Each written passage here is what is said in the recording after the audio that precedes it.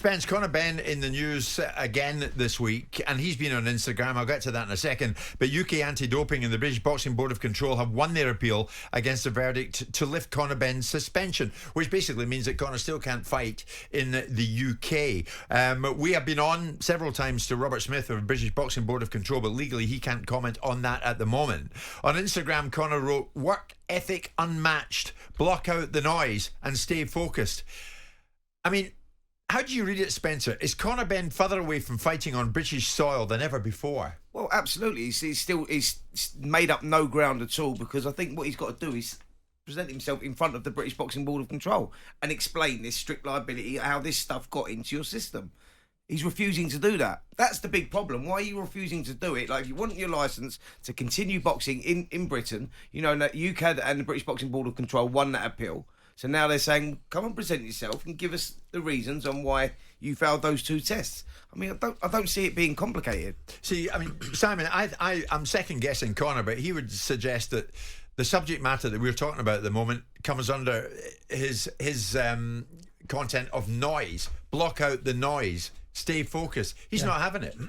Be interesting to see, because the only time they fought in the last 18 months, and since the suspension, was when the suspension was lifted.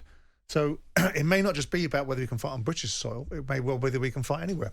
Because at this moment in time, it would appear that the British Boxing Board of Control and predominantly UKAD brought an appeal to re-establish the principles of, we're the governing body in this country, you are a licensed British fighter, and so with that in mind, whether you tore your licence up or not, there is a governance here and we need you to account for it.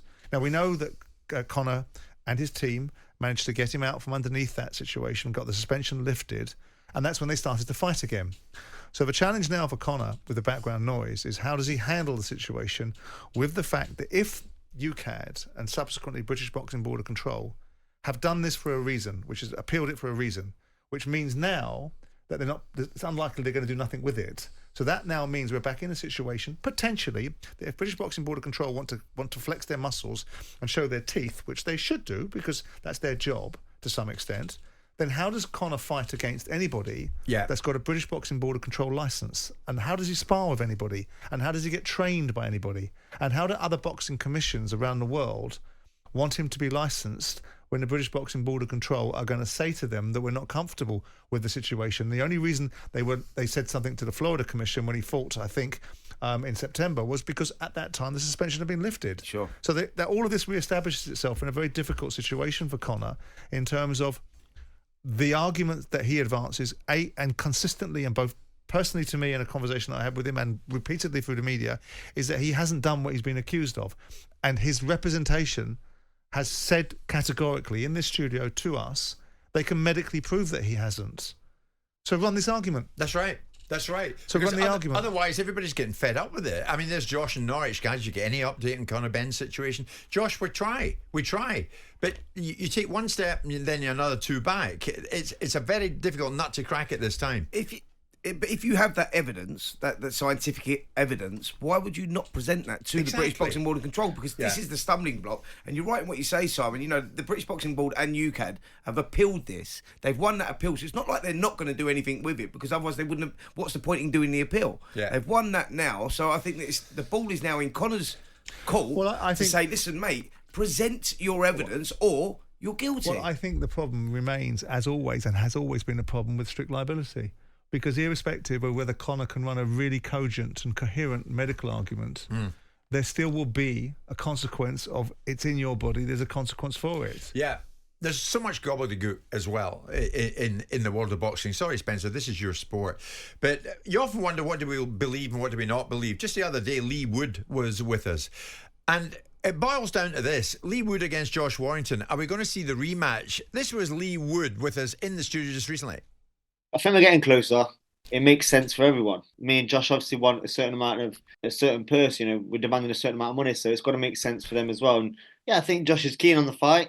I'm keen on the fight. Matching will take a bit of time, so I haven't got time at the minute. So if there's nothing on the table soon, within the next month or so, you know, I'm going to have to explore different promoters and that. And I'd prefer to stay with Matchroom, but like I said, my time's ticking. I'm into my last year of fighting. So that was Lee Wood who and we like Lee Wood. We make no bones about it. We also like Josh Warrington. He was on H&J yesterday. This was Josh's version of events. When I sit down with the promoters, they just say to me that the fight's not doable because of what Lee's demanding, and I can only go off what they're saying. I'd happily go wherever. Now, originally, we were looking into have the fight at the City Ground. For whatever reason, North Forest couldn't do that. So, you've got to look at the next alternative, and an alternative would be one of the big arenas in the country. He wouldn't come to Leeds, fair enough. Mm-hmm. But I'd go to Nottingham. But then when the promoters are looking at the figures and be able to pay him what he's demanding, it doesn't add up. I can't sit around and wait for him. Me and my team have been started looking around other options. So, I mean, you heard Josh Warrington there, Simon. He's suggesting, well, the ball's in Lee Wood's court because he's asking for a lot of money. Too much money in the eyes of those who are trying to put the fight on. So Josh is pushing it into Lee Woods' territory, saying, if you moderate your demand, we might get this on. But there's a very strange phenomenon, which is Lee Wood vacated his IBF world title. Mm-hmm. And I don't know why he did that. And I regret not asking him last week because he was a little bit not wanting to go down certain pathways. And then I thought to myself after the interview, why didn't I ask him, why have you vacated? I mean, we know Josh Warrington vacated his belt once because he wanted, I think, a shot at Gary Russell, didn't he? Yeah. And so that was the way to get it. And ultimately, he lost the fight against Mauricio Lau and it all went back into the ether, didn't it? But I can't understand why Lee Wood has vacated his IBF belt. Because he spent a lot of time getting it and losing it and then getting it back. Yeah. And now vacating. That's, to me, and I think it does to you, Spence, yeah, smacks of people being told things and then not having them delivered to them. Yeah, I mean, it's a tough one for Lee Wood. It really is, because at this stage of his career, twilight of his career, he wants to get paid.